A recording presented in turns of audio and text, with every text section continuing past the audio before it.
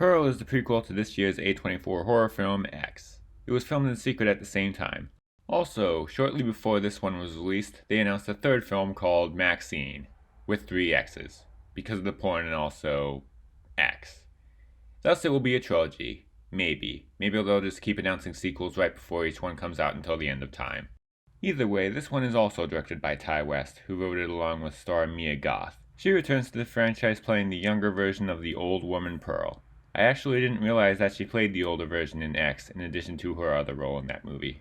Either way, this one takes place during World War I or something, where she's on that same farm with her parents and her husband has left to fight the war. She's also chasing her dreams of being a big star. The only problem is that she's crazy. This one is more restrained than its predecessor.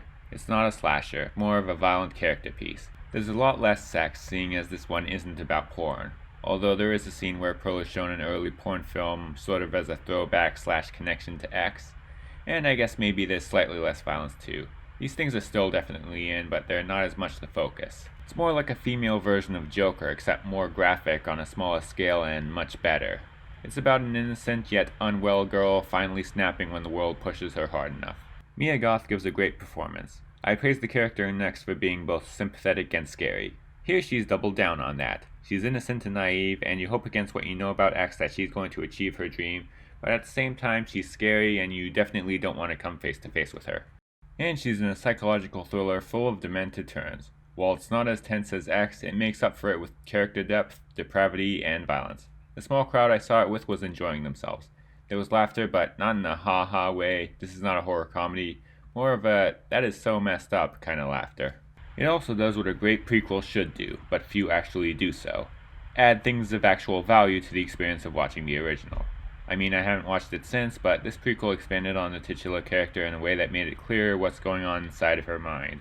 It makes you fully understand her motives. Also, minor thing, in my review of the first I complained that the crocodile kill was over the top, but this one explains that right at the beginning by simply saying that Pearl has been feeding them. I was a big fan of X, and this one is almost as good.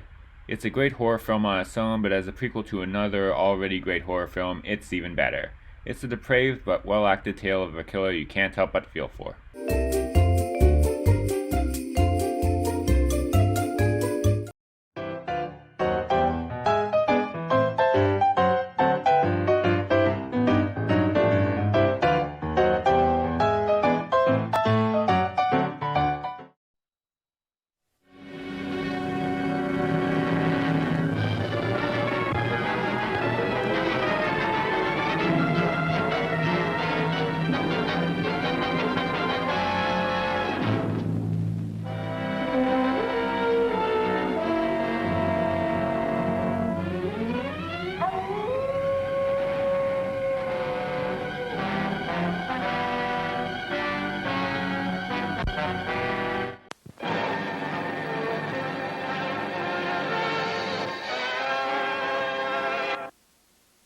What a demented movie.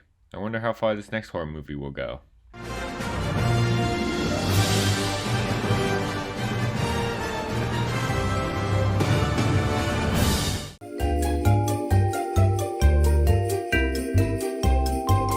Werewolf by Night is the directorial debut of Michael Giacchino, a composer for over 150 movies, and written by Heather Quinn, a writer for Hawkeye, and Peter Cameron, a writer for WandaVision and Moon Knight.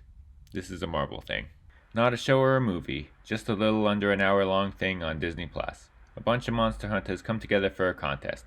They're put into a maze with a creature, and whoever hunts it down wins some magical stone. But one of them might have a dark secret. While most of Marvel's other installments feel very similar, this one is actually able to stand out from the crowd, and it's easy to see that just at first glance. It barely feels like a Marvel movie at all. The rest of the Marvel universe is briefly mentioned right at the beginning and then never again. You can come into this without any knowledge of the universe at all and still need no explanation for anything. It's mostly in black and white and has a universal monster movie feel to it, despite a few CGI creature shots and scenes that probably wouldn't make it past the Hays Code.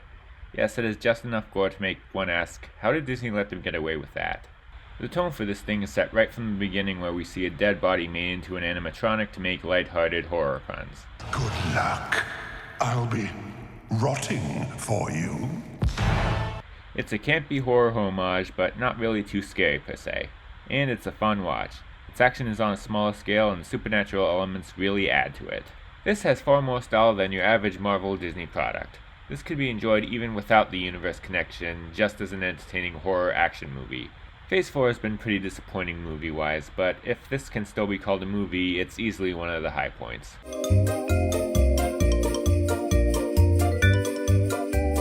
Back to Pearl. You know, I also hope to make it big one day. So the choice is yours, but if you don't follow my Patreon, I'm going to start killing people. Link in the description.